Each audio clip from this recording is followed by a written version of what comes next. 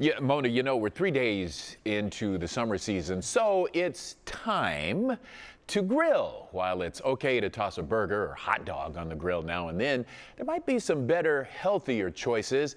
And who better to share those with us than registered dietitian Lisa Andrews of Sound Bites. She's here with 3 tips for a healthier grilling experience.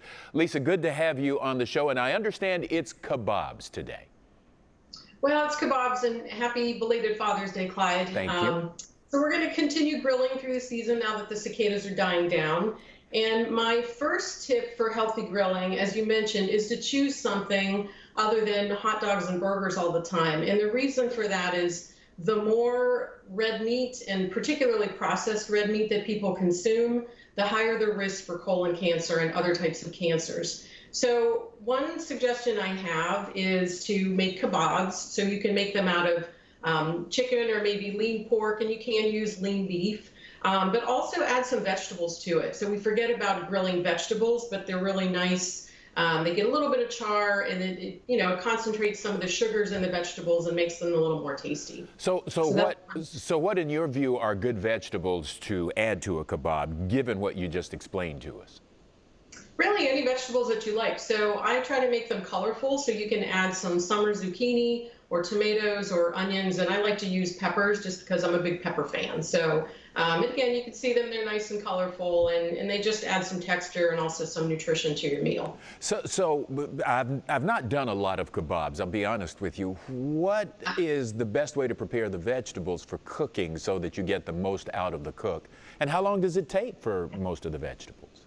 Yeah, so that's a good question. So I tend to do them separately. So a lot of people put them on, on the same skewer at a time, but I tend to put all the meat on one and the vegetables all on one so that they cook sort of evenly. And then I would say, the kebabs, the meat probably takes 3 to 4 minutes per side. And, you want to let it sit on the grill for a little bit and then turn it and, make sure that it's completely cooked. So probably about 15, 20 minutes.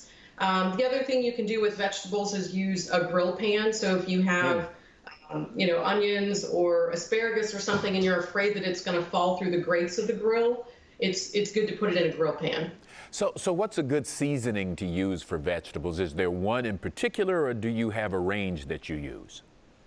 Oh, I like to use a variety of stuff. So the one benefit of using something acidic like either lemon juice or lime juice or vinegar is that if you marinate either the meat or the vegetables for at least 15 minutes prior to grilling, it helps to reduce those chemicals that are linked with cancer. So it not only gives it flavor, but it also gives it some, some protection. And then I add all kinds of different dried herbs like rosemary, or I've got some za'atar seasoning. Garlic is always great. Onions, a little bit of olive oil just to, kind of keep it juicy. A little 1-to-1 ratio is great.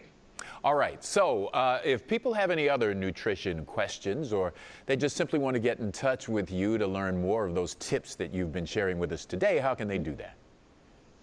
So I would say go to my website, and I think there's a little click on there, a little button that says Help Me NutriGirl. So my handle on Instagram is NutriGirl, but really just go to my website, and I can respond that way.